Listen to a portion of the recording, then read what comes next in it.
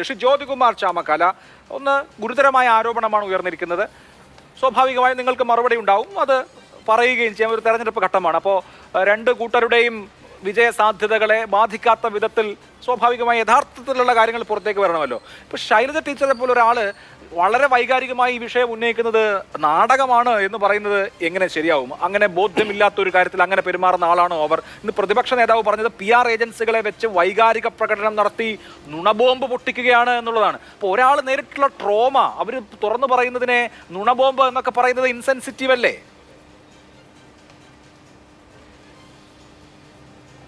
അഭിലാഷ്, എന്തുകൊണ്ടെന്നാൽ ഞാൻ നേരിട്ട് പോയിന്റിലേക്ക് തന്നെ വരാം. എന്തുകൊണ്ടെന്നാൽ അവർ ഈ കോവിഡ് കാലത്ത് നടത്തിയിട്ടുള്ള നാടകങ്ങളൊക്കെ നമ്മൾ കണ്ടിട്ടുള്ളതാണ്. അവരൊരു PR ഏജൻസിയെ വെച്ചുകൊണ്ട് നടത്തിയിട്ടുള്ള നാടകങ്ങൾ നമ്മൾ കണ്ടിട്ടുള്ളതാണ്.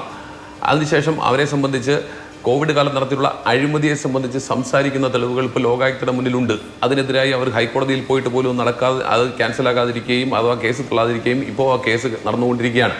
അപ്പോൾ കോവിഡ് കാലത്ത് നടത്തിയ ആ പകൽക്കൊള്ള, ആ കൊള്ളയെ പോലും മറച്ചു വെക്കാൻ വേണ്ടി അവർ സോഷ്യൽ മീഡിയ ഉപയോഗിച്ചതും അവരുടെ PR ഏജൻസി ഉപയോഗിച്ചതും നമുക്കൊക്കെ അറിയാം. എല്ലാവർക്കും അറിയാവുന്ന കാര്യമാണ്. അവരുടെ കോവിഡ് കാലത്തെ PR വർക്കുകളെ സംബന്ധിച്ച് നമുക്കറിയാം. അത് മറച്ചു വെച്ചിട്ട് കാര്യമില്ല.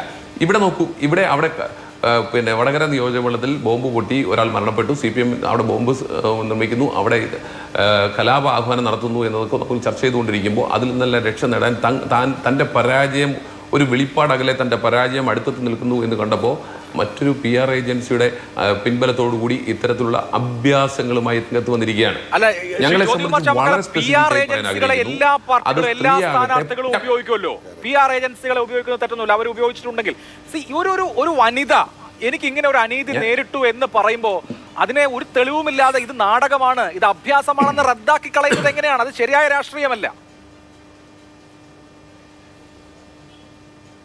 അങ്ങനെയാണെങ്കിൽ ഞാൻ വാദഗതിക്ക് വേണ്ടി താങ്കൾ പറഞ്ഞത് അംഗീകരിച്ചാൽ അവർ പറയുന്ന സോ കാൾഡ് മോർഫ്ഡ് വീഡിയോ, ആ വീഡിയോയെ സംബന്ധിച്ച് അതിൻ്റെ ഒരു പെൻഡ്രൈവ് അവർ DGPക്ക് കൊടുക്കുമോ? അവർ മുഖ്യമന്ത്രിക്ക് കൊടുക്കുമോ? മുഖ്യമന്ത്രി കണ്ടതിന് ശേഷം ഇങ്ങനെ ഉണ്ട് എന്ന് പറയുമോ? DGPക്ക് കൊടുക്കുമോ? അവർക്ക് DGPയെയും മുഖ്യമന്ത്രിയെയും വിശ്വാസമില്ലെങ്കിൽ അവർക്ക് ഈ സർക്കാരിൽ വിശ്വാസമില്ല എന്ന് ഞാൻ പറയേണ്ടി വരും. ഞാൻ ചോദിക്കുന്നത്, അവർക്ക് അങ്ങനെ ഒരു ആരോപണം ഉണ്ടെങ്കിൽ നമ്മൾ ആരും കാണണ്ട. ഇത് ആര് കണ്ടിട്ടുണ്ട്? ഏത് വീഡിയോ? എവിടത്തെ വീഡിയോ?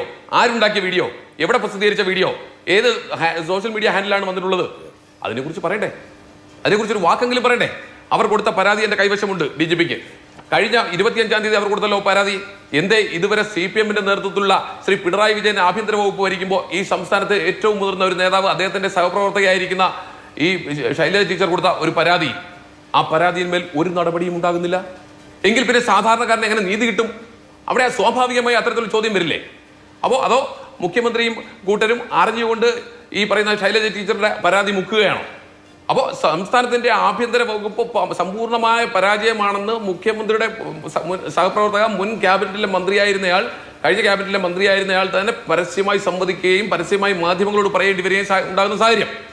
ഒന്നുകിൽ അതാണ് ശരി, അല്ലെങ്കിൽ ഇത്തരത്തിലുള്ള ഇത് വ്യാജമായിട്ടുള്ള ആരോപണമാണ്.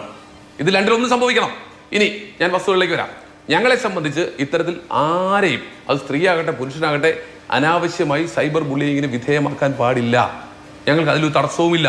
ഞങ്ങളത് പറയുന്നൊരു തടസ്സവുമില്ല. ഞങ്ങളുടെ വനിതാ MLA മാർന്ന് പരസ്യമായി പറഞ്ഞല്ലോ, ഞങ്ങളുടെ നിലപാട് വ്യക്തമാക്കിയല്ലോ, പ്രതിപക്ഷ നേതാവ് നിലപാട് വ്യക്തമാക്കിയല്ലോ, സൈബർ ബുള്ളിങ് പാടില്ല. എന്നാലോ നമ്മൾ കുറച്ചുകൂടി പുറകോട്ട് പോകണ്ടേ? ഇവിടെ ആർക്കോ ജാമ്യം കിട്ടിയതുമായി ബന്ധപ്പെട്ട് സരിനിട്ട പോസ്റ്റിനെ കുറിച്ചൊക്കെ പറഞ്ഞു. താങ്കൾക്കറിയാമോ അഭിലാഷ്? താങ്കൾക്കറിയാമല്ലോ അഭിലാഷ്, താങ്കളുടെ സഹപ്രവർത്തകയാണല്ലോ നിഷ പുരുഷോത്തമൻ, മാധ്യമരംഗത്ത് പ്രവർത്തിക്കുന്ന ആളല്ലേ? സിന്ധു സൂര്യകുമാർ പ്രവർത്തകയല്ലേ? നിഷ പുരുഷോത്തമനെതിരായിട്ട് സൈബർ ബുള്ളിങ് തുടങ്ങിയത് ഏത് സാഹചര്യത്തിലാണ് താങ്കൾക്കറിയാമോ? കോവിഡ് കാലത്തെ മരണക്കണക്കുകൾ ഒളിച്ചു വെക്കുന്നതുമായി ബന്ധപ്പെട്ട് അവർ ഒരു പരാതി പറഞ്ഞപ്പോൾ അതിനെ തുടർന്നാണ് സൈബർ ബുള്ളിങ് ആരംഭിച്ചിട്ടുള്ളത്. ആ സൈബർ ബുള്ളിങ് ആരംഭിച്ച ആളുടെ പേര് മുഹമ്മദ് അഷീൽ എന്നാണ്. ആ മുഹമ്മദ് അഷീൽ സാമൂഹ്യ സുരക്ഷ ഒരു ഡിപ്പാർട്ട്മെന്റിന്റെ ഡയറക്ടറായിരുന്നു. അദ്ദേഹം ഈ മന്ത്രിയുടെ, അന്നത്തെ മന്ത്രിയായിരുന്ന ഈ ശൈലജ ടീച്ചറുടെ സന്തത സഹചാരിയായിരുന്നു. അവർ ഒരു പരാതി കൊടുത്തു. ആ പരാതിയുടെ അടിസ്ഥാനത്തിൽ ദേശാഭിമാനിലെ രണ്ട് ജീവനക്കാരെ അറസ്റ്റ് ചെയ്തു ചവറ പോലീസ്. അവർക്ക് സ്റ്റേഷൻ ജാമ്യം കൊടുത്തു. ആ സ്റ്റേഷൻ ജാമ്യം കൊടുത്തപ്പോൾ ഏരിയ സെക്രട്ടറി ഉൾപ്പെടെയുള്ളവർ പരസ്യമായി പോയി സ്വീകരിക്കുന്നത് നമ്മൾ കണ്ടു. ആ ഘട്ടത്തിൽ ഈ ശൈലജ ടീച്ചർ അത് മോശമായി പോയി എന്നൊരു വാക്ക് പറയുന്നത് താങ്കൾ കേട്ടിരുന്നോ അഭിലാഷേ? അല്ല, കേട്ടിരുന്നോ? നമ്മുടെ ഞാൻ ഇപ്പോഴും നാട്ടിൽ പറയുന്നു, വ്യാപകമായ വിധത്തിൽ വിധത്തിൽ അങ്ങനെ സൈബർ വനിതാ ബുള്ളിയിങ് നേതാക്കൾ, ഉണ്ടായിട്ടുണ്ടെങ്കിൽ വനിതാ മാധ്യമ പ്രവർത്തകർ, പൊതുരംഗത്ത് നിൽക്കുന്ന ആളുകൾ അധിക്ഷേപത്തിന് വിധേയരായിട്ടുണ്ട്. ശരിയാണ്, താങ്കൾ പറഞ്ഞ ഉദാഹരണങ്ങളും ശരിയാണ്. പക്ഷെ അതുകൊണ്ട് ഇപ്പോ വടകരയിലെ LDF സ്ഥാനാർത്ഥി അതല്ലെങ്കിൽ മറ്റൊരിടത്തെ വനിതാ സ്ഥാനാർത്ഥി അധിക്ഷേപത്തിന് വിധേയരാവണമെന്നില്ലല്ലോ. അവരുടെ പരാതി അതുകൊണ്ട് ജനുവിൻ അല്ലാതാവണമെന്നില്ലല്ലോ. ശരിയാണ്, നമ്മുടെ നാട്ടിൽ നിങ്ങളുടെ സ്ഥാനാർത്ഥിമാരടക്കം സൈബർ അധിക്ഷേപത്തിന് വിധേയരായിട്ടുണ്ടെന്നേ. ശരിയാണത്. അതുകൊണ്ട് നമുക്ക് ഇവിടുത്തെ പരാതി ജനുവിൻ അല്ല, അത് നുണബോംബാണ് എന്ന് പറയാൻ കഴിയുന്നത് എങ്ങനെ? അങ്ങനെ ഒന്നും ചോദിക്കേണ്ട. ഞാൻ അതിന്റെ മറുപടിയിലേക്കാണ് വരുന്നത്. വീണ്ടും ഞാൻ അതാ തുടങ്ങിയത്. അവിടെ നിർത്തിയതിനു ശേഷം എന്റെ അടുത്ത വാചകം അതായിരുന്നു. പക്ഷേ അതിന്റെ പേരിൽ ശൈലജ ടീച്ചറോ ഈ ഇലക്ഷൻ രംഗത്തുള്ള ഒരാൾ പോലുമോ സൈബർ ബുള്ളിങ്ങിന് വിധേയരാകാൻ പാടില്ല എന്നതാണ് ഞങ്ങളുടെ നിലപാട്. അങ്ങനെ വിധേയരായിട്ടുണ്ടെങ്കിൽ കഴിഞ്ഞ മാസം 25-ാം തീയതി കൊടുത്ത പരാതിയിന്മേൽ സംസ്ഥാന സർക്കാർ, സംസ്ഥാനത്തിന്റെ ആഭ്യന്തര വകുപ്പ് എന്ത് നടപടി സ്വീകരിച്ചു എന്ന് ഞങ്ങൾക്ക് അറിയേണ്ടതുണ്ട്. ആരാണ് ഇതിന്റെ പിന്നിലുണ്ടായിട്ടുള്ളത്? ഇതിന്റെ ക്രിയേറ്റിവിറ്റി നടത്തിയിട്ടുള്ളത് ആരാണ്?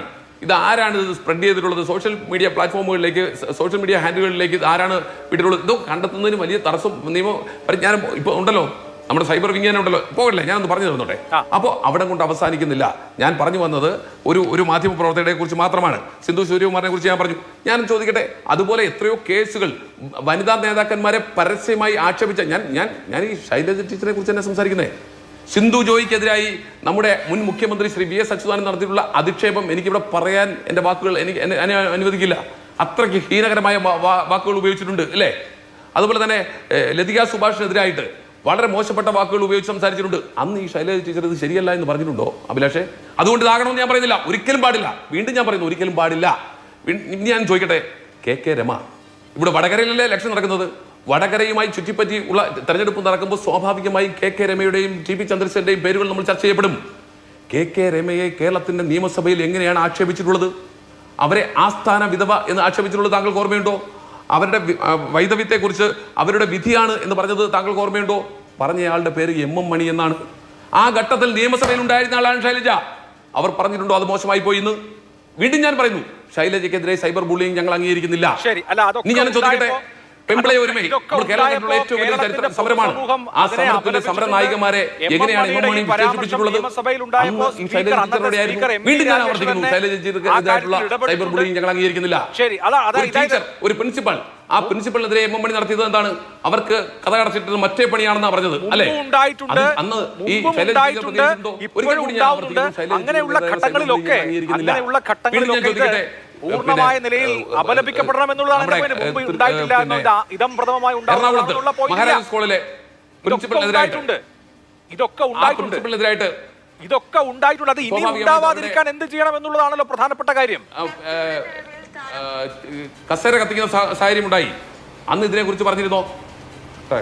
ശരി, ഫോൺ എന്തോ കട്ടായെന്ന് തോന്നുന്നു ജ്യോതികുമാർ. ഞാനത് ശരിയാക്കിയതിനു ശേഷം വരാം.